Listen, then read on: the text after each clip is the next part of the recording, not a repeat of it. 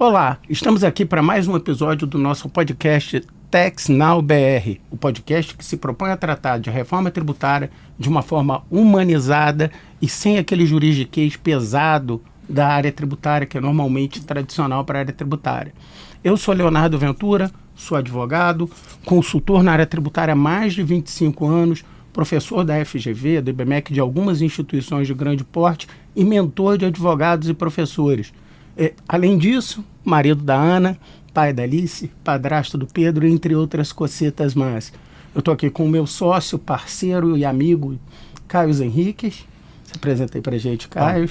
Olá, sou Caio Henriques Lisboa, advogado tributarista com 20 anos de experiência, professor de pós-graduação e mentor de advogados e empresários. Estamos aqui hoje para mais um episódio e temos a honra e o prazer de receber aqui nosso amigo de Manaus, diretamente de Manaus, né, o Márcio Sordi. E Márcio, para quem não te conhece, primeiramente, um imenso prazer você ter aceitado o nosso convite, é uma honra te ter aqui. E para quem não te conhece, se apresente, fale um pouquinho aí da sua experiência e quem é o Márcio Sordi. Obrigado, Caio, obrigado, Léo. Para mim, uma honra, a honra é toda minha de estar aqui na frente dessas feras do direito, pessoas maravilhosas, profissionais de extrema competência, dedicadíssimos, professores que ministram, ensinam e estabelecem novos profissionais cada vez maiores dentro do mercado. Eu sou Márcio Sordi, marido da Ete, pai do Luiz Felipe, do Guilherme e da Mariana, avô do Bernardo, do Teodoro, da Laís, da Maria Liz e da Eva. A lista é longa. Minhas pequenininhas, pequenininhos, 5 que... E a memória tá boa. E é uma honra realmente estar aqui na presença de vocês, para a gente bater esse papo, trocar ideias, né, e conhecer muito daquilo que é possível a gente estabelecer. Obrigado pelo convite. A gente que agradece. Márcio, para a gente começar, a gente estava até falando isso antes da gente entrar no estúdio, que muita gente não tem ideia do que é a Zona Franca de Manaus na prática. Como eu costumo dizer, que nem caviar, né? Nunca vi, nem comi, só ouço falar. Muita gente trata a Zona Franca como caviar. Que quem não conhece a realidade de Manaus e da Zona Franca, consequentemente, não tem ideia na prática. Então, explica um pouquinho para a gente o que seria, na prática, a Zona Franca de Manaus. E o que é vivenciar a Zona Franca de Manaus. Bom, Zona Franca de Manaus, em poucas palavras, né, porque seria muito extenso a gente definir o que é a Zona Franca de Manaus. É um modelo de desenvolvimento regional que estabelece indústria para, efetivamente, o progresso da Zona Norte do Brasil, em plena floresta amazônica. Não fosse a Zona Franca, eu acho que não existiria o progresso naquela região. Manaus dependeria exclusivamente da sua regionalização, exclusivamente. E ela traz empregos, ela traz grandes indústrias. Manaus, pela Zona Franca, conta com 500 indústrias aproximadamente, em franca produção. Gera 500 mil empregos entre os diretos e indiretos, cerca de 140 mil empregos diretos, 350, 360 mil empregos indiretos. Geram, o ano passado, Manaus, a Zona Franca, teve um faturamento de 227,7 bilhões de reais. Então, não fosse a Zona Franca de Manaus, certamente não haveria progresso naquela região. E como foi essa experiência? E anos vivenciando Zona Franca de Manaus, vivenciando Manaus, como foi acompanhar o desenvolvimento de Manaus? Bom, eu fui para Manaus em 1986, né? Fui pela empresa Paranapanema, na época tinha franca atuação naquela região, uma mineração taboca e o grupo Paranapanema de um modo geral, construtoras, enfim. Trabalhamos muito naqueles trabalhos que eram determinados e foi um crescendo. Manaus, eu diria, a Zona Franca, principalmente nos anos 80, era aquela incipiente, dependia de incentivos fiscais, basicamente, tecnologia relativamente em crescimento, mas um tanto quanto estagnado. Então, eu diria que nesse crescimento meu em Manaus, nós tivemos 3, 4 momentos, eu diria, em termos de Zona Franca. Nos anos 80, essa dependência exclusivamente dos incentivos fiscais. E a Zona Franca existe desde criada nos anos 50, efetivada nos anos 60, 66, 67, mas daí começou a sua expansão. Né? E até os anos 80 cresceu, mas ainda de uma forma extremamente modesta. Veio os anos 80, o choque econômico, Collor, abertura de mercado, teve que se abrir, as importações começaram a se suceder grandemente na região e Manaus tinha que efetivamente acordar. E a Zona Franca acordou. Veio com novos insumos, novas determinações. Vieram os anos 2000, um crescimento maior, incorporação de tecnologias, grandes crescimentos. 2010, um pouco de estagnação, por conta até das conjunturas econômicas que nós vivíamos na ocasião, não? O país não tem jeito, é isso. Toda aquela questão, governo Dilma, aquela estagnação, aquelas condições todas. Anos 2020, já com uma expansão extraordinária, e hoje eu diria que a Zona Franca é imprescindível para o crescimento do próprio Brasil. A impressão que eu tenho, Márcio, que assim, as pessoas que não são e que não entendem a operação, né, da Zona Franca, elas pensam como benefício, não benefício geral. Mas a impressão que eu tenho é que, ainda mais hoje em dia, o que se fabrica lá, provavelmente, se não tivesse toda essa estrutura para possibilitar o desenvolvimento, talvez não fosse produzido no Brasil. Se estivesse na China, talvez em outro lugar, o que você acha? Com certeza, Léo. Né? Com certeza. Não existisse a Zona Franca de Manaus, eu acho que tudo isso viria importado mesmo. Sem dúvida. A economia estaria estagnada. O norte do Brasil estaria, de certa forma, estagnado. Tem uma música que eu acho muito bonita lá na região, em Manaus, que chama-se Porto de Lenha. E ela diz: Porto de Lenha, tu jamais serás Liverpool, comparando Manaus com Liverpool. Sim. É uma música dos anos 80, foi vencedora no Festival de Taquatiara, uma cidade próxima de Manaus. E eu faço um comparativo hoje em dia. Nunca serás Liverpool? Sim, já és Liverpool, Manaus. Sim. Já és Liverpool. Porque naquela época poderia ser um Porto de Lenha, efetivamente, como essa música dizia. Sim. Mas hoje não. Hoje eu diria que é Liverpool. É sensacional. Isso ajudou naturalmente. A Zona Franca, ela desenvolveu naturalmente a economia do Amazonas, da região, mas é isso que eu queria propor, assim, é um motor de desenvolvimento do próprio país. Com certeza, né? Com certeza. Isso é muito importante ficar muito claro. Quem olha de fora vê a parte dos incentivos fiscais. Mas na prática, qual é o maior desafio, na tua experiência, de um empresário da Zona Franca de Manaus e com todo esse arcabouço que a gente tem? Porque não é só incentivo, na verdade, você tem um monte de particularidades da região também que trazem desafios para a estrutura. Como você vê isso, Márcio? Qual é o maior desafio para o empresário da região, você que convive com os empresários locais há tanto tempo? Léo, eu diria que é a logística. A logística, eu acho que é o maior desafio da Zona Franca de Manaus. A distância é imensa. Sair mercadoria e receber mercadoria demandam tempos. Muito material importado, os insumos, a grande maioria vem da Ásia, tem custos elevados. Então tem toda uma condição extremamente desafiadora. Eu diria que a logística de Manaus talvez seja um gargalo maior. Ela é vencida. Claro. É claro, esse gargalo é vencido.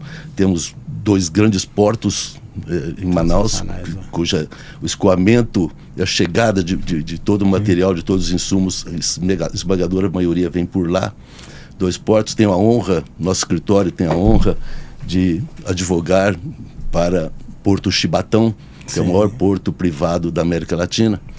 Tem cerca de 75% de toda a movimentação portuária de Manaus é feita através do Porto Chibatão, né? Então, isso é fundamental, é um porto fundamental para o crescimento da cidade e para o auxílio da Zona Franca de Manaus, do empresariado de Manaus, é fundamental.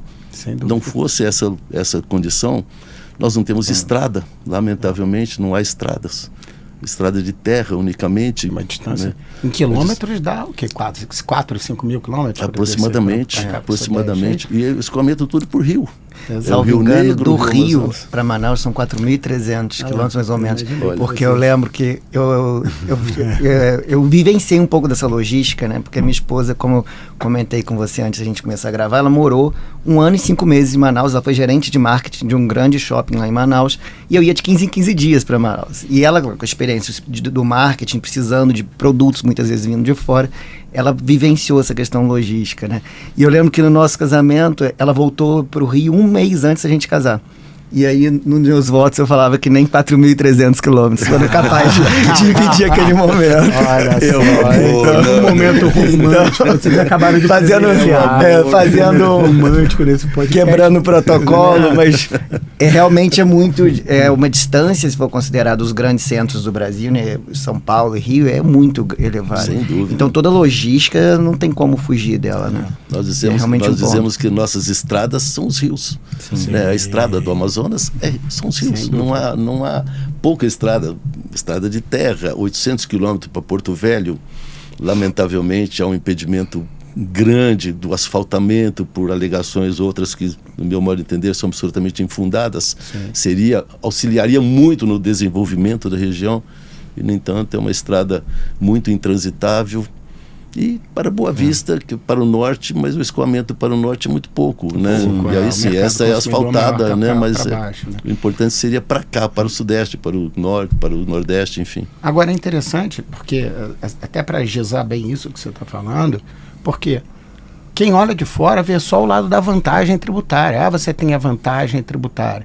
Mas quando você pega também esse custo logístico elevado, entre outras particularidades da região, assim, a impressão que a gente tem olhando isso de lupa e com mais atenção é que as coisas vão se equilibrando. Na verdade, a Zona Franca não é uma vantagem. Ela, na verdade, ela é um mecanismo para afastar as desvantagens e dar equilíbrio. Exatamente. Né? É por aí. Não houvesse essas vantagens, nós estaríamos equiparados ao Sul. E, logicamente, a própria logística do Sul, Sudeste é muito mais vantajosa, muito mais eficaz do que os nossos. Não tivesse os incentivos, as condições que proporcionaram a existência da Zona Franca, logicamente haveria uma dificuldade extraordinária para a região. Se não fossem os benefícios, estaria numa desvantagem muito grande. Não é que gera vantagem. Com certeza. Os benefícios, eles são usados como uma forma de gerar um equilíbrio ali da relação. Sem dúvida, então, sem dúvida. Esse é um erro muito comum, né, para quem não, como eu falo, quem não conhece a Zona Franca, quem não vivenciou a Zona Franca, de achar que é só dar vantagem para os empresários de lá. Não é. Os benefícios eles são utilizados como forma de gerar competitividade para os empresários de lá, para gerar riqueza para aquela região tão importante para o Brasil, né, em vários aspectos, não só da economia, ambiental. A Amazônia é um tesouro que o Brasil tem, toda a região da Amazônia, não só o estado do Amazonas, mas todo o norte. Então, de fato, esses benefícios eles vieram para gerar competitividade, gerar desenvolvimento, gerar riqueza para uma região que dá tanto para o Brasil também. Com certeza. Então, assim, com certeza. É um erro muito comum, infelizmente, cometido pelo Brasil afora. Com certeza, Carlos. E me permitiria acrescentar um número que eu acho muito importante dentro desse crescimento, desse desenvolvimento. Manaus movimentou, os portos de Manaus, o ano passado, 1 milhão de containers. Nossa, coisa. 1 milhão é um número extraordinário. Se nós imaginarmos 1 milhão de containers sendo uma região que proporcionou isso. Sem dúvida. Saídas de cabotagem ou a navegação natural, tá? É extraordinário, é um número excepcional. E sem essa condição, Manaus não cresceria. E é importantíssimo para o Brasil, para o mundo. Manaus tem hoje quase 2 milhões e 500 mil habitantes. Gera riqueza efetivamente. Não vive exclusivamente. Muita gente critica o incentivo, mas é necessário e ele tem a retribuição. O país tem a retribuição. Tem a retribuição para o país, exatamente. Com certeza. O país tem essa retribuição grandemente. Manaus, a Zona Franca contribui extremamente para o progresso do país, com certeza. Exatamente. Eu sempre falo isso. Para quem não conhece a Zona Franca, eu falo, olha, você está falando isso porque você não conhece a realidade. E Manaus entrega muito pra gente. Eu tenho uma visão também por conta da aula, né? Que assim, entre 2010 e 2020 eu fui algumas vezes, seja para demanda profissional, seja para dar aula. E é interessante como você vê, claro, eu não tenho a vivência de vocês dois, mas como você vê o desenvolvimento da região crescendo, a região crescendo e evoluindo, que certamente de outra forma não ia ser no ritmo que é. E é justíssimo, porque é um polo da região, é um polo. Assim, o país ele não é só o Sudeste, não pode ser só Sul e Sudeste, ele realmente tem que...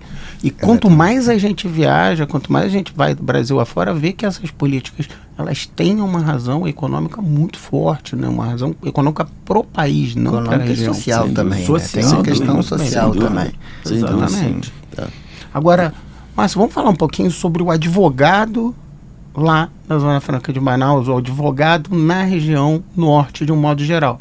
Você e teu escritório atuam lá já há muito tempo, tem um baita de um escritório. Então, assim, quais são as principais demandas jurídicas? E aí eu não estou falando só do tributário, mas jurídicas de um modo geral, para um empresário lá da região. O que vocês têm atuado mais, como a coisa funciona? Explica um pouquinho para a gente. Então, deixa eu falar um pouquinho do nosso escritório. Claro, isso aí, claro, definitivamente. Tá. Nosso escritório tem 50 anos. É sensacional. 50 anos. Começou com os pais do meu sócio, do Zé Gino, tá? E há 40 nós nos unimos. Sim. Então, Gino, Márcio, logo depois doutor Luciana, logo depois doutor Bosco. Sim. Então temos 50 anos de história, 50 anos de trajetória. Sensacional. E me parece que é uma trajetória excepcional. Né? Nós advogamos para grandes empresas do Polo Industrial de Manaus, para rede financeira, portuária, empresas de navegação, comércio, grandes empresas do comércio, varejista, atacadista de Manaus, ramo eletroeletrônico, enfim, uma gama extraordinária de empresas, né? Concessionários de veículos, tal. Temos uma penetração muito grande nesse sentido. E você me perguntou o que, Léo, que eu fiz...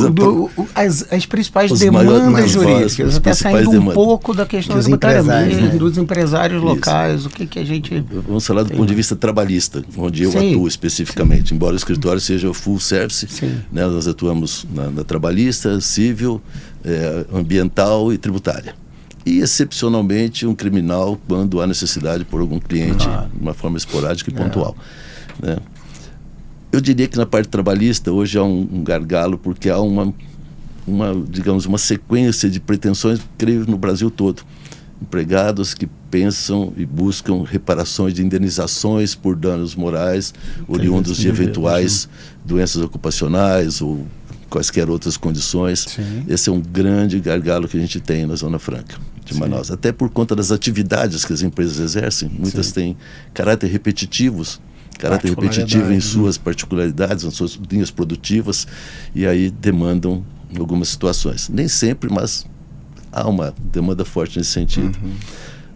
Os empregados também, muitas questões que o escritório recebe do ponto de vista de horas extras, mas há um rigor excessivo. Todas as empresas da Zona Franca têm seus controles de ponto efetivo, têm suas presenças efetivas e tal, mas mesmo assim há demandas nesse sentido. Sim.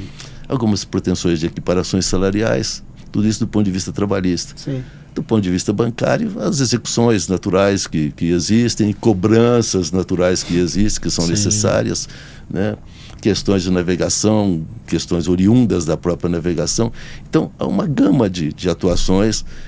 Essa dor os empresários ainda de Manaus sentem muito. Sim. E, logicamente, a gente trabalha bastante para tentar minimizar isso, através de um preventivo, através de orientações específicas, através de uma atuação mais eficiente. Você está me falando que vocês estão trabalhando muito mais até com o consultivo mesmo, é claro, tem muito contencioso, lógico. É o consultivo, o preventivo que vai exatamente impedir que ocorram essas condições. Sem dúvida, né? Sem dúvida. Eu acho a empresa a prevenção é sempre o melhor remédio, né? Sem dúvida nenhuma. Agora, sem dúvida. Um ponto interessante, né, que eu vai passar para você, mas como é uma gama, porque essa é outra visão, é outra lenda de quem está de fora, achar que a Zona Franca é só indústria. Na verdade, você tem uma gama de operações gigantesca para a indústria rodar. Você tem que ter 2 megaportos, você tem um baita de um porto, como você falou, privado. Você tem toda uma cadeia de serviços em volta. E isso é riqueza de operação, né? A operação de um porto, por exemplo, e no trabalhista, então é demais, com ódimo, com um monte de coisa. Tem 1 milhão de outras particularidades e assim, o advogado que atende, né, esse tipo de cliente, ele tem que também saber entender essas particularidades, né, Caio? Ele tem que entender não só a dinâmica da região, mas do negócio do cliente.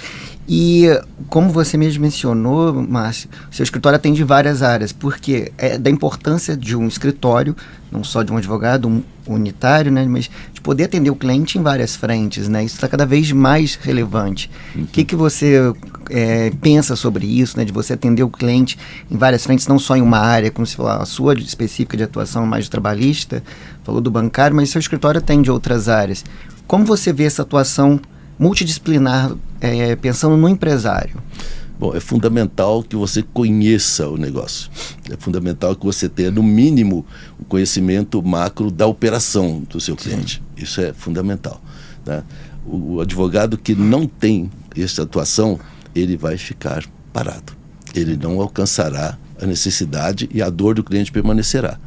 Talvez até por isso o nosso escritório é um full service. Então, a dor do cliente, ela vem não só numa única direção, ela vem em várias direções e a gente atua nessas várias direções. Felizmente, nós temos essa atuação nas várias direções, conhecendo principalmente o negócio. Sim. É fundamental o negócio, a operação, porque ela envolve uma série de coisas. Ela envolve também, indiretamente, o trabalhista tem como causa também, envolve de certa forma um tributário, envolve relações humanas, envolve relações operacionais, envolve logística, envolve uma série de coisas, né? São interconectadas, então, é tudo conectado. Então, principalmente você mencionou a complexidade portuária. Sim. Olha, eu exemplificaria de uma forma tão importante que é. Em 2024 nós vivenciamos lá na região uma seca extraordinária. Sim. Eu ia trazer esse ponto agora. Ia trazer, que interessante. Porque os portos, para quem está acostumado a lidar com porto no litoral, é totalmente diferente. Porque o litoral não sofre aquelas intempéries das secas. Desculpa te cortar, mas é porque eu estava com isso na cabeça agora. Legal, porque eu presenciei uma seca grande em Manaus, então eu fiquei assustado da diferença do nível da água do rio, do período de cheia para a seca. E na época o porto estava sofrendo, eu lembro disso que impactou muito, que o porto estava sofrendo porque corria risco de encalhar os navios e tudo mais. Sim. Então, continue, por favor. Desculpa te cortar. Imagine o que aconteceu. As secas dos rios ia impactar totalmente as empresas da Zona Franca, porque depende muito dos insumos que chegam de fora. Sim. Basicamente, os insumos que vêm importados. São importação asiática e tal, que é muito importante. Sim. O comércio que recebe todas as mercadorias, vem tudo por navio. Sim, exatamente. Tá? A seca dos rios, o que motivou? O Porto de Chibatão teve que desmontou parte do porto e desceu quase 200 quilômetros. Exatamente. 200 quilômetros? Mais ou menos 200 quilômetros desceu o rio abaixo para remontar em Itacoatiara, que é uma cidade portuária pequena, mas é uma cidade pequena portuária mesmo na região. Sim. Ela teve que ampliar o porto para receber os grandes navios até lá. E de lá, trazendo em balsas menores os produtos, os containers para Manaus, porque o calado era menor. E teria condições. Então, imagine a logística, a movimentação, o encargo que originou isso. Foi sensacional. Sim. Sensacional. E esse é só mais um exemplo de como a operação é particular e que justifica todo esse arcabouço jurídico. Totalmente diferente daqui do Sudeste. É algo que você viu. O rio desceu, foi obrigado toda uma logística. Tivemos que obter autorizações da Capitania dos Portos, obter autorização do Ministério Público do Trabalho, do Ministério do Trabalho. Foi uma grande operação que cercou tudo isso para deslocar trabalhadores. Parte do porto foi para lá. Você vai pensar isso tecnicamente, você muda a sede, né? Você muda a sede da empresa para outro lugar. Licença de operação, que tem impacto inclusive ambiental. Tem tanta coisa envolvida. Nossa, a operação deve ter sido interessantíssima. Foi interessantíssima. Ela durou aproximadamente 95, quase 100 dias, tá?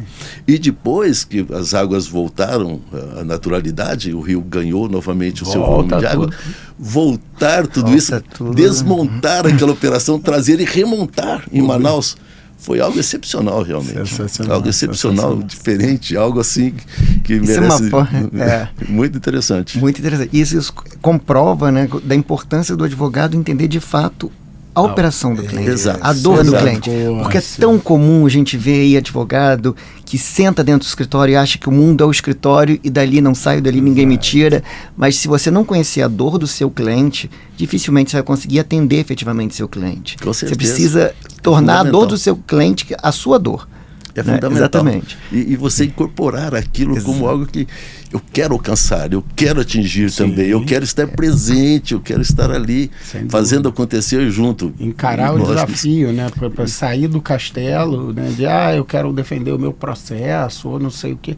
Mas entender que essas operações atípicas, elas acontecem na vida. Sim. Você falou isso, eu fiquei pensando do ponto de vista tributário. Você vai mexer itens, você vai emitir nota fiscal para fazer a movimentação desses equipamentos. Como é que você faz? Vai, volta, tem que ter regime especial. Tem várias nuances. Para cada ramo do direito tem uma particularidade. Então, assim, essa multi-áreas, né, o full service do teu escritório, possibilita você conseguir abraçar uma estrutura de operação dessa. Claro, ainda que você não faça absolutamente todas as áreas, mas você consegue enxergar a demanda dali, a demanda daqui, direcionar a estrutura de um modo geral, ver o que precisa junto com a empresa. Isso é sensacional. E para além do direito, né, esse exemplo que você nos trouxe mostra que você teve que entender como funciona a dinâmica do próprio negócio, né?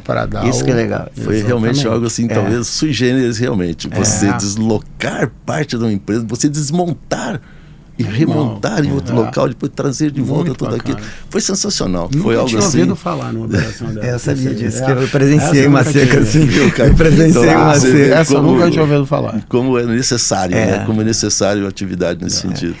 Eu costumo, às vezes, Márcio, em sala de aula, falando de planejamento tributário, eu exemplifico que a gente teve a oportunidade de participar de uma mega operação de petróleo no Brasil, que era inédita no Brasil na época. E eu me peguei estudando por mais de mês sobre engenharia do petróleo. Não tinha nada a ver com direito. Olha. Eu precisava entender a medição do petróleo para entender a operação, para poder dar opinião jurídica ali. Então, assim, como que é importante o advogado entender, independente da área de atuação dele, que ele tem que entender o negócio antes de qualquer coisa. Com certeza. E é engraçado essa tua operação, essa nossa operação lá do Tieback, assim, que foi uma interligação de poços de petróleo e gás. Então você conecta dois poços para sair em campos distintos, para sair com participações societárias, né, dentro do consórcio diferente, para sair no mesmo FPSO, no mesmo navio e plataforma. E é muito interessante você ver isso, porque assim, na verdade, a gente começou analisando uma questão tributária, né, Caio? Mas, na verdade, o ponto focal da questão, a gente falou, o tributário se resolve quando a gente definir onde está o ponto de medição para fins de legislação da ANP, entre outras coisas mais. Aí, nesse mesmo parecer, tinha questões contábeis. Não, tinha um monte. Claro, a gente operacionais, então, assim, fugia do direito ali. Isso é muito bacana. Esses são os desafios, né, da profissão que fazem a profissão valer a pena, às vezes. Porque, assim, a gente adora o que faz. Né? Eu vejo isso brilhando no olho do Márcio, um parênteses, a gente conhece, né, Caio? Bastante o Márcio e o Gino, que são os sócios que a gente tem mais proximidade do escritório, e o olho brilha. É muito bacana quando você trabalha, né? A gente trabalha, todos nós, numa profissão que ela é árida por vezes, mas que, cara, o olho brilha quando você pega um negócio desse, quando você vê que você está ajudando a vida de uma pessoa, que tem uma pessoa por trás mesmo de um CNPJ, de uma empresa gigantesca, que você está ajudando aquilo. É muito bacana. Porque por trás de todo o CNPJ existem vários CPFs, né? E não só do empresário, né? São várias vidas ali que dependem. Exato, esse é um grande problema, na minha opinião, do Brasil, dessa demonização, desculpe o termo, dos empresários. Que a gente vê tanto como que o sucesso incomoda o brasileiro de forma geral, né? Infelizmente. O brasileiro leigo tinha que ser ali, o contrário, né? Ser um mecanismo de estímulo. Como né? o lucro é condenado no Brasil, no mundo, em boa parte do mundo, o lucro é elogiado, é aplaudido, porque se você tem lucro é porque você está tendo sucesso. Se você está tendo sucesso, você está empregando, você está gerando emprego, você está crescendo. Exatamente. Né? Mas no Brasil a gente entende que o CNPJ deve ser amaldiçoado, que o empresário só quer tirar proveito, não é? Então, assim, infelizmente isso é muito triste. Mas, Caio, nós somos apaixonados pelo que nós fazemos. Sim, definitivamente. E isso é fundamental. Você ser apaixonado pelo que você faz, realmente o Léo disse, os olhos brilham. Sim. Brilham. Os meus olhos, eu estou vendo os olhos de vocês brilhando também. É a mesma coisa, a gente tem amor. Realmente, você tem amor pelo que faz. Me arrepia, juro. Realmente. Porque a gente faz com amor, você se dedica. Uma vitória do seu cliente, a vitória do seu cliente é sua, pessoal também, sim, você consegue aquilo, o crescimento do seu cliente está ligado muito, de certa forma, àquilo que você faz também, você auxiliou, nem que seja um pouquinho, mas você esteve lá. E nada é mais satisfatório, cara, do que você sentir que tal, o escritório cresce, o cliente cresce muito mais, a gente todo vai mundo longe, junto, vai todo né? mundo junto. Isso é extraordinário. Sensacional. Márcio, a gente viu, agora a gente tem falado muito sobre reforma tributária, nós dois como tributaristas, né? O mercado tem falado muito de reforma tributária, e a gente viu, assim, pegando até um contexto histórico da reforma, muito se discutia a reforma de algumas décadas, né? A reforma tributária precisa acontecer, precisa mudar, trazer o conceito do IVA, né? Que é tão adotado já lá fora, que é o Imposto sobre Valor Agregado, mas a gente sempre encontrava um óbice para a reforma, que era como manter a Zona Franca de Manaus nesse contexto. Então, o que a gente viu, e por isso muitos estudiosos apostavam que a reforma não sairia. Tá? Eu, por muito tempo, acreditava que a reforma ia ficar sendo postergada, como foi por muitos anos, justamente por causa dessas desigualdades que o Brasil tem, e a proposta de um IVA puro, ela não conseguiria contemplar essas desigualdades do Brasil. Tá? Mas o que a gente viu, a reforma veio, e ela veio com a preocupação de preservar a Zona Franca de Manaus. Tá? Então, existem alguns mecanismos, por exemplo, a manutenção do IPI Zona Franca, como tem sido chamado, o IPI Zona Franca de Manaus, que, ou seja, todos os produtos que possuem fabricação em Manaus, quando são fabricados fora da Zona Franca, eles vão continuar tendo IPI. Isso é uma forma de gerar uma competitividade para a indústria da Zona Franca. E como os empresários da Zona Franca, eles estão com essa consciência, eles estão identificando que houve, de fato, essa preocupação da reforma de proteger, de certa forma, a Zona Franca de Manaus? Qual a sua percepção? Eu diria que é uma preocupação que o empresariado tem. Eu acho que é prudente que o empresariado tenha, de fato, essa preocupação imensa, porque ela está preservada na lei. A Zona Franca está preservada até 2073. Então, nós temos aí 50 anos aí de preservação da Zona Franca. Mas, de que forma essa preservação? Como as leis serão estabelecidas? Essa reforma, ela depende de regulamentação de uma série de fatores, né? De uma série de determinações. Há uma preocupação, sim. Eu acho que o empresariado tem que ter essa visão de que tem que buscar caminhos, tem que buscar determinações, e ele tem que estar atento, extremamente atento. Eu acho que a Zona Franca continua competitiva, sim, muito, tá? Mas ela depende de toda uma série de fatores. Ela depende do custo do Brasil, ela depende de uma série de fatores. Essa questão logística que nós mencionamos, eu acho que também é extremamente importante. Como será a continuidade dessa logística, essa dificuldade? Haverá facilitação da vinda de produtos, dos insumos estrangeiros para cá? Serão produzidas coisas aqui? O escoamento, como vai ser feito? Como se os impostos serão atribuídos? Há uma incógnita muito grande em cima disso ainda. CBS, IBS, essas siglas aí que a maioria acredito que não entendeu ainda, né? Como que ela vai se operacionalizar.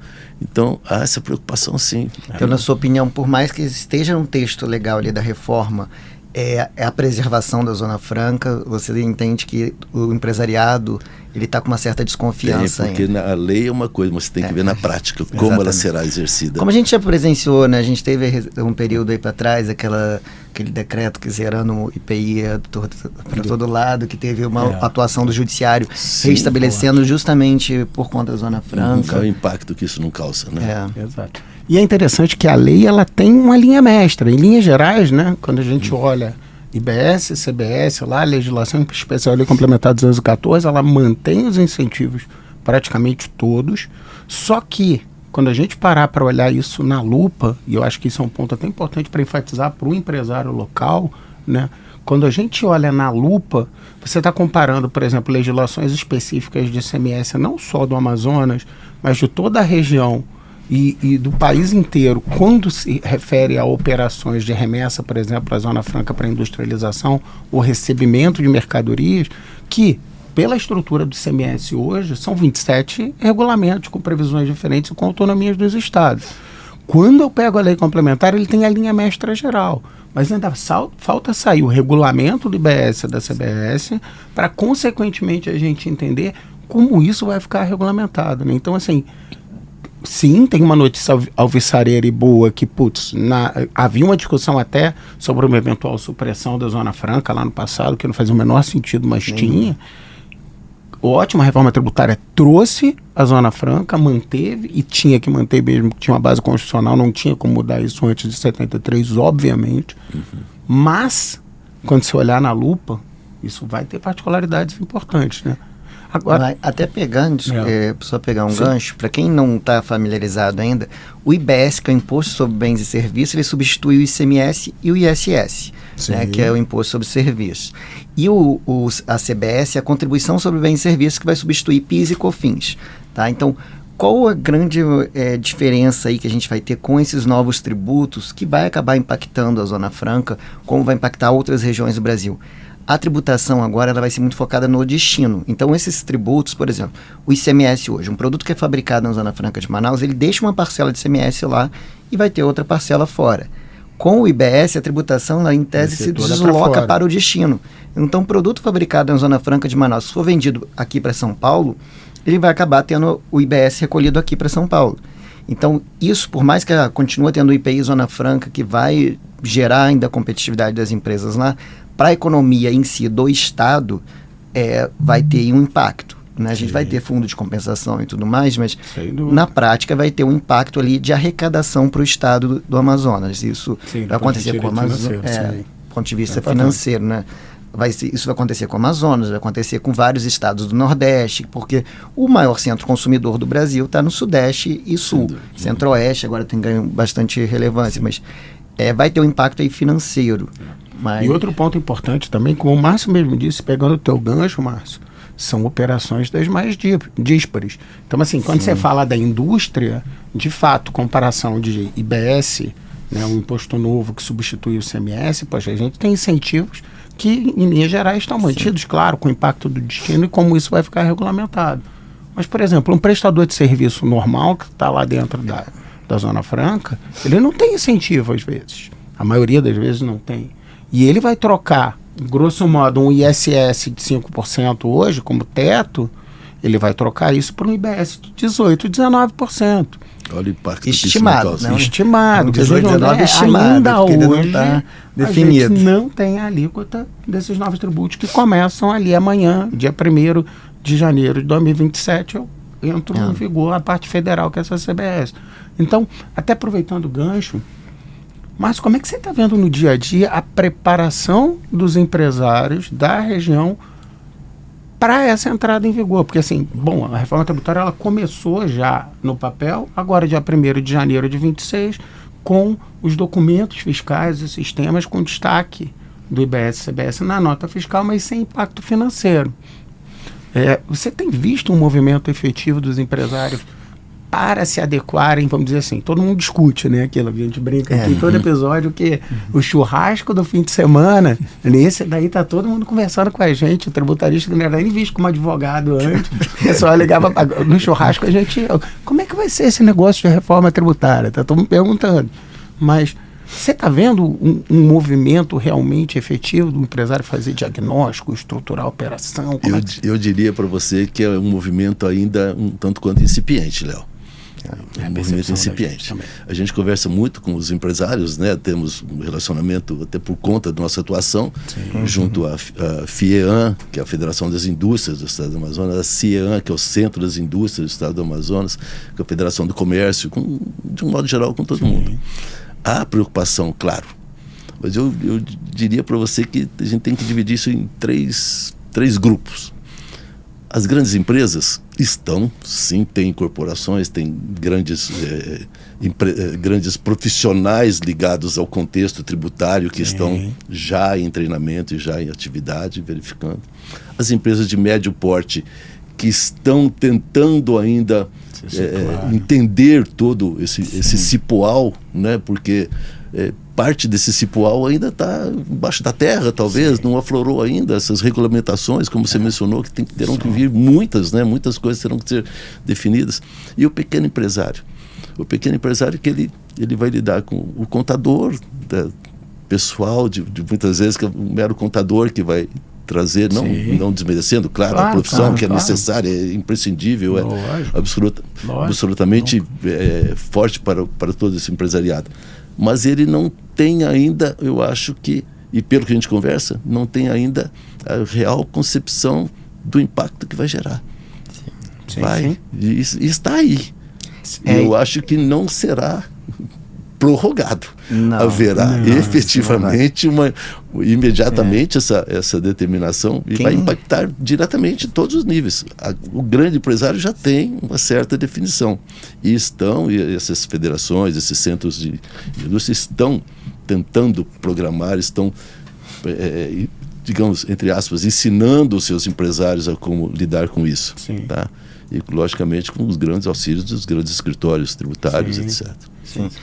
O que a gente percebe, assim, e de forma geral, né, do empresariado, os empresários estão tratando como algo ainda muito futuro. E, assim, uma certeza não vai prorrogar. Em janeiro de 27, o CBS vem com tudo. PIS, COFINS saem de cena e o CBS entra na íntegra. E o que isso vai gerar de imediato para o empresário, que o empresário não está se atentando? Impacta no fluxo de caixa. Porque agora, o que é comum, né, o empresariado fazer, né? Você fica um tempo ali com um dinheiro que vai ser destinado ao pagamento de tributo no seu caixa. E você fica ali girando esse dinheiro no seu caixa. Com a reforma tributária, esse valor vai ser retido no momento do pagamento. Então não vai ter mais esse tempo de fluxo de caixa. Então, para o empresário que não está acostumado a ficar, às vezes, alguns meses até com dinheiro que é do fisco na sua conta, não vai ter mais. Então, se ele não estiver preparado para isso, o primeiro trimestre de 2027 vai ser extremamente desafiador para ele. Com certeza. E assim, como eu disse, não vai ser prorrogado. Isso daí é uma realidade, é um fato posto. E, infelizmente, muita gente está tratando como algo ainda muito distante, o que não é, né? Não é, então, está aí. Dá mais um ano de Copa do Mundo, eleição, esse ano vai voar. Meio ano, né? Já estamos. Daqui a pouco é o fim do ano. Daqui a pouco já é Natal. Em atividade. E você mencionou bem, o empresário hoje, a venda, e ele vai recolher o imposto tempos depois. Agora já virá descontado ali. Vai ser descontado. Ele não vai ter fluxo de caixa e principalmente capital de giro também, que auxilia muito no capital de giro. Claro. Né? Para a Zona Franca de Manaus, eu acho que o impacto vai ser até um tanto quanto maior. Por quê? Porque ele tem que armazenar insumos.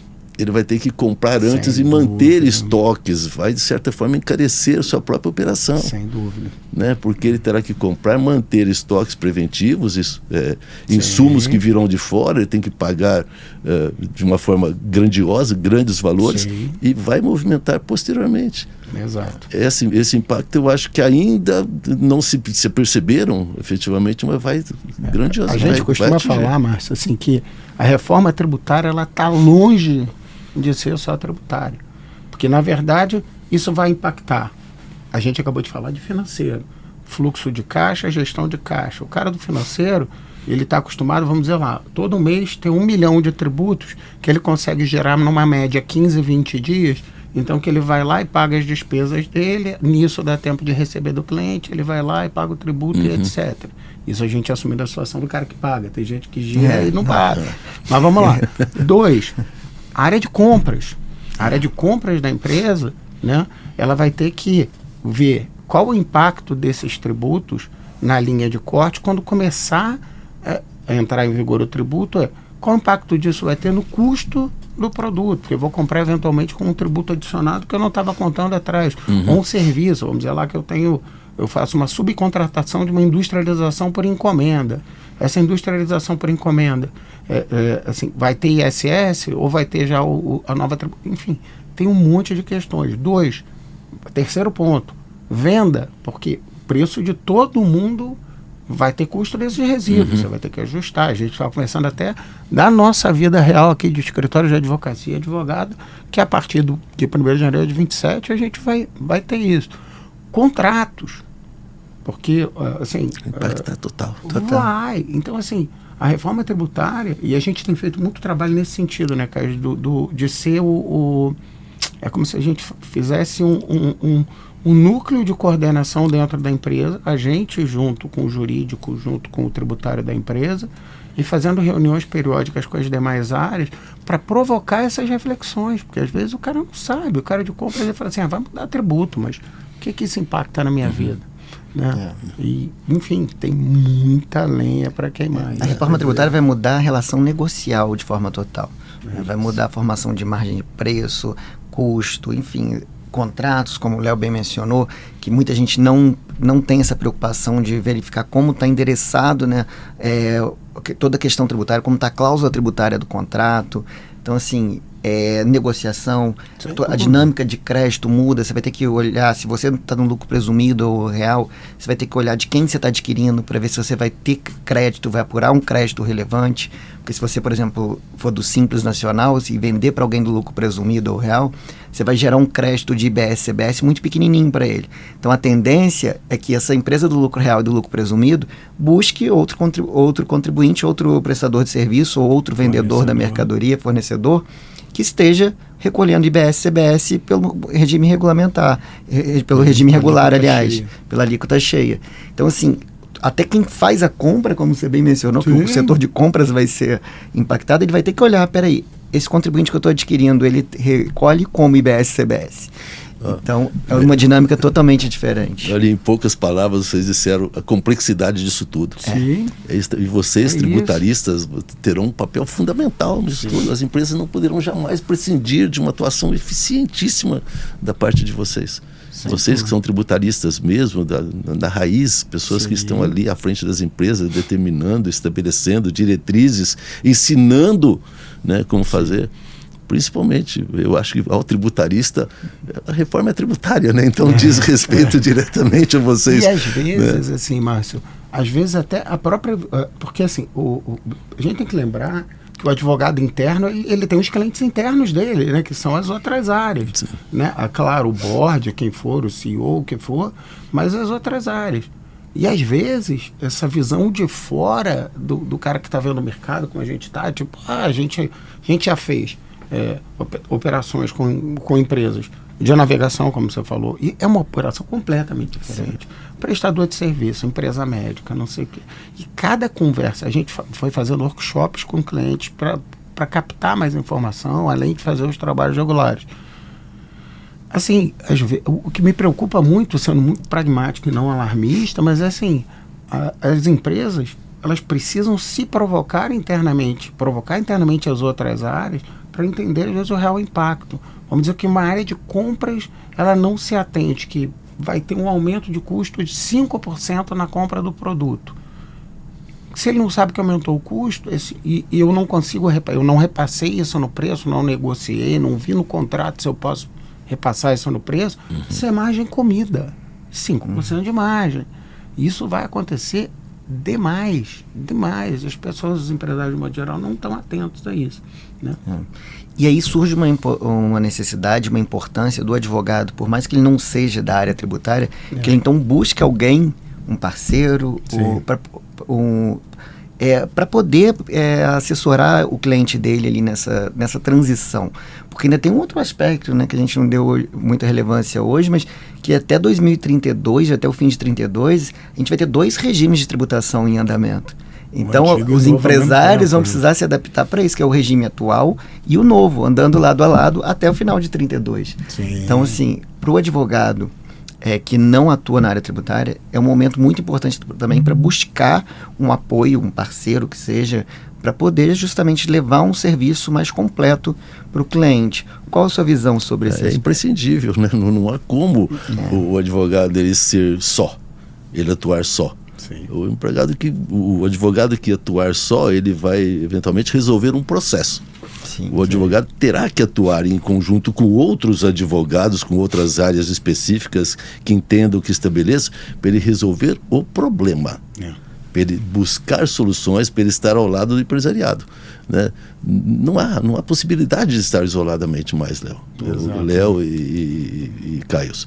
Há uma necessidade absoluta. O advogado que atuar sozinho, ele estará naquilo que o nosso querido amigo Cristiano diz, na velha advocacia. E hoje você, sem a parceria e direta, realmente imprescindível, os escritórios têm que se coordenarem, se conectarem, sim. Um escritório fundamentalista, do ponto de vista fundamental, que seja trabalhista, ele terá que se conectar com o tributarista, com aquele que atua na área civil. Não poderá mais, não há como. O empresário necessita desse contexto todo dentro da sua operação. E o ponto interessante é o seguinte, a gente como advogado de um modo geral, você, por exemplo, é o cara de confiança, é o trusted advisor, né? O consultor de confiança total do empresário tal, dos teus clientes. Eu penso o seguinte, esse cara, como você, e eu sei que você faz isso muita gente tem conversado sobre um monte de coisa, ele tem uma função de trazer a solução para o cliente dele via ele mesmo, né? Então, assim, trazer um parceiro de confiança dele e levar... eu sou trabalhista, mas eu sei que você faz isso. A gente já está conversando há muito tempo. Olha, eu sou trabalhista, mas tem uma questão da reforma tributária aqui que é importante, vai mudar a tua vida. Eu tenho pessoas de confiança para levar aqui para você bater um papo para seguir. Claro, se vai dar negócio, se não vai, mas assim, a função do Trusted Advisor, do cara de confiança, é esse que ele pega. Tem que levar a consciência para o cliente. Ele leva a consciência. O que ele vai fazer com isso depois, naturalmente, com o empresário. Sem dúvida. Né? Mas o não levar isso nesse momento, tem uma questão que claro, dessa relação de confiança, e tem um outro flanco que é até comercial, a gente fala muito para o público do advogado, pessoal próximo nosso de outras áreas, mas é até abrir flanco para que entre lá outro advogado, né, que depois, bem ou mal, vai fazer o tributário, o que quer que seja, depois tente entrar no teu cliente. Assim, essas parcerias já conseguem se desenvolver de uma forma muito bacana. E eu acho muito isso, assim, 25 anos de carreira, o Caio 20, você 50 anos de carreira, assim, não adianta, de novo, é sobre pessoas, né? Você se conecta com o empresário confia em você, confia no brilho do teu olho, e a gente tem essa função, né? A gente faz isso em outras áreas também, então assim, poxa, eu tenho uma questão ambiental, tenho uma questão... puxa e traz gente de confiança. A gente falou muito do empresário. Agora, com a sua experiência aí de 40 anos de Zona Franca de Manaus, como você viu o advogado de Manaus em relação justamente a esse movimento de buscar parcerias, para atender o cliente de uma forma mais ampla? Você vê que isso é uma realidade hoje no mercado jurídico de Manaus? Se não for, qual é o seu conselho para esse advogado de Manaus? Caio, eu vou responder pelo nosso escritório. Imprescindível. Nós estamos nos movimentando exatamente nesse contexto. Nós estamos juntos, queremos uma parceria com vocês. A gente também. Vocês são pessoas fundamentais para isso. Vocês conhecem, inclusive, a Zona Franca. Sim. Já estiveram lá pessoalmente, já operaram lá. Os escritórios terão que buscar parcerias e nós buscaremos as melhores parcerias. Não tem a menor dúvida. Nós já estamos fazendo isso. Vocês, é um desejo nosso. Conversávamos muito, o Higino e eu, nessa imersão que nós tivemos agora, sobre parceiros como vocês. Sim. São fundamentais. Da mesma forma, gente. São fundamentais. Né? E a gente gostaria muito que vocês estivessem do nosso lado. Estaremos. Pessoas estarão obrigado pela essa da positividade. Forma, super tá? prazer. E desde já, por favor, organizem eventos para Manaus da área tributária. Então nós estaremos lá para buscar todas as parcerias que impulsionem para o sucesso de eventos dessa natureza. Então é fundamental. Não há como você estar isolado mais, Caio. Não há como. Mas você vê essa consciência nos advogados de lá? Em geral. Porque eu digo assim, nosso escritório nosso escritório é Rio de Janeiro. A gente tem filial aqui em São Paulo, mas além de Lisboa, mas a sede mesmo, a maior unidade é Rio. E no Rio mesmo, a gente vê entre os advogados no Rio ainda resistência a essa cultura de parceria. Também. Aqui em São Paulo a gente vivencia um pouco isso. Manaus também. E é um erro, né? Um erro absurdo. Um erro tão... Um erro absurdo, aquela questão de eu não vou dividir o meu quinhão com outro. Gente, por favor, não. Você gera um quinhão que não existiria. Exato, você não está dividindo o quinhão, você está adicionando, você está trazendo mais coisas, mais atuações, mais pessoas muito mais qualificadas para formar um time, né? Para formar uma equipe ou formar um conjunto que vai buscar a solução para o cliente. O cliente quer a solução, quer que ajude a crescer, ajude a apagar a dor que ele está sentindo. E gerar crescimento para o próprio escritório. Claro, gera crescimento do próprio escritório. escritório, porque alguém dinheiro vai me novo. procurar, eu sou resistente, eu não aceito parceria. Então, eu não aceito parceria, eu só vou atuar especificamente numa área. Porque você vai atuar mal na outra área que você não tem expertise. Exatamente. Então, não é por aí. E é de novo, né? Para mim, eu vejo muito isso, vou bater de novo nessa tecla, do indutor, o trusted advisor, o advogado de confiança, aquele que tem o conhecimento do cliente, a confiança total do cliente, ele ao fazer isso, ele se reforça. Ele estende a confiança que ele tem. Ele estende, vai falar claro. assim, nesse momento da reforma, mais ainda, né, Caio? Porque assim, o empresário, ele ouviu falar da reforma muitas vezes. Eu te diria até mais, alguns das grandes empresas, elas, claro, estão um pouco mais avançadas, mas ainda também estão, assim, ajeitando. Tateando ainda, sim, que é novo para todo mundo. É um campo meio minado ainda, né? A gente dá aula num monte de lugar, a gente roda muito, tem muito cliente, mas mesmo assim tem questões que são cinza para a gente também, uma zona cinza, porque ainda falta regulamentação, não tem clareza, tem algumas que vão parar no tribunal. Então, assim, quando o Trusted Advisor pega e traz essa funcionalidade nova para dentro do cliente dele, ele está dizendo: oi, tudo bem? Eu sigo sendo o cara da tua total confiança. Uhum. Também vai ser o indutor, e vai ser quem vai estar conduzindo, quem manda no jogo, naturalmente é o advogado, o Trusted Advisor, porque o parceiro joga com ele, quem conhece o cliente é você. Quem tem a confiança do cliente. Isso, só funciona, eu só vejo. Léo e Caio, e realmente não há como. Nós temos clientes que estão conosco há 50 anos. Sim. Clientes que estão conosco há 40 anos, há 30 anos. E isso é fruto de confiança, é fruto daquilo que você transmitiu, é fruto daquilo que ao longo do tempo você conseguiu provar em termos de determinação, de profissionalismo, de seriedade.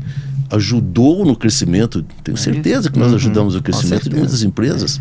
Né? É isso. Com certeza. Então, e quando se forma parceria com pessoas tão especializadas, no caso, como os escritórios dos senhores, sim. com certeza é crescimento cada vez maior, não há dúvida nenhuma disso. Sim.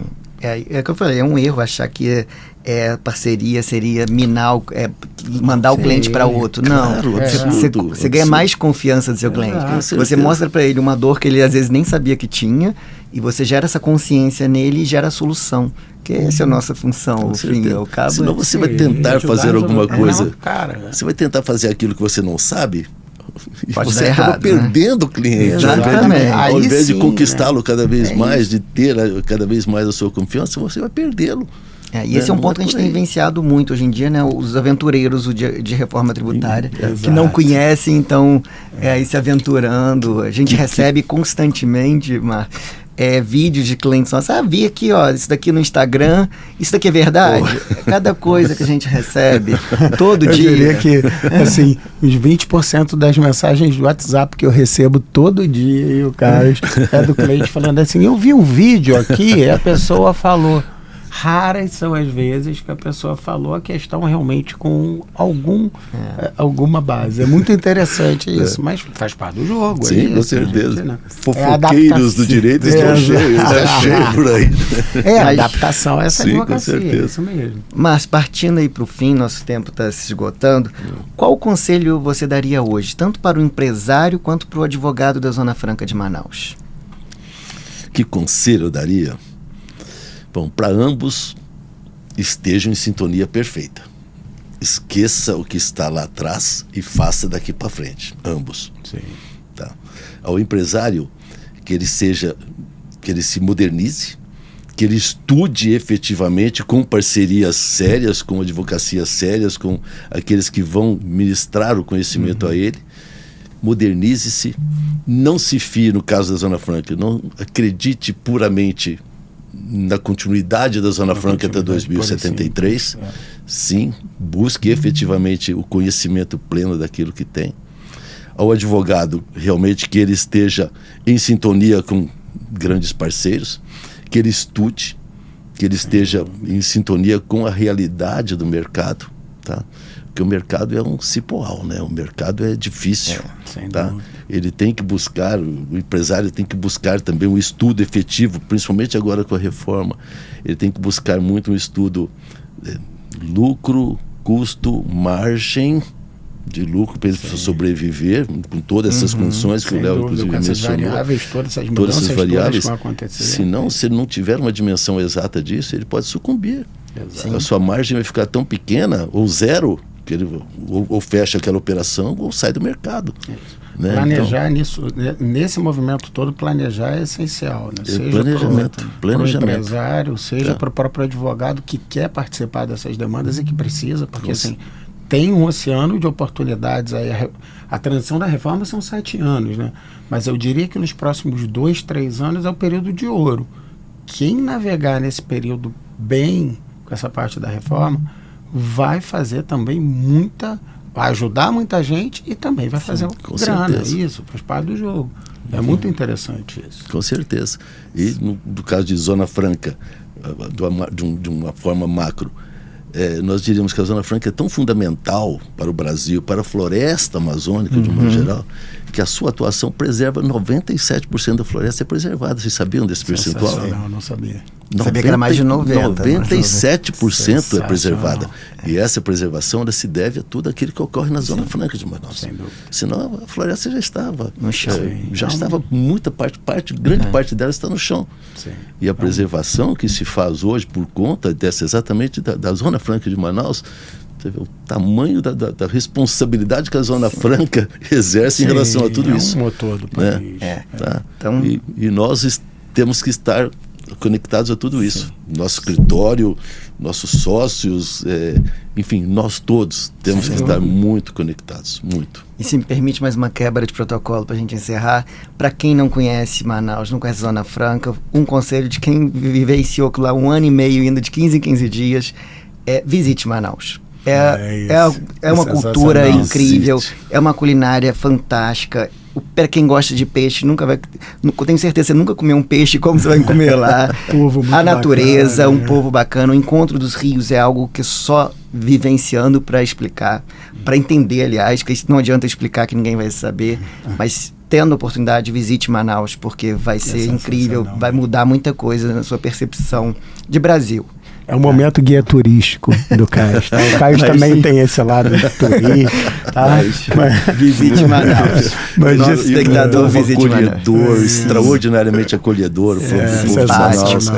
Né? Então, é fantástico. Tem que conhecer. Manaus merece ser conhecido. A Zona Franca, a floresta, os rios, tudo. Teatro Amazonas. Tudo tem que ser conhecido.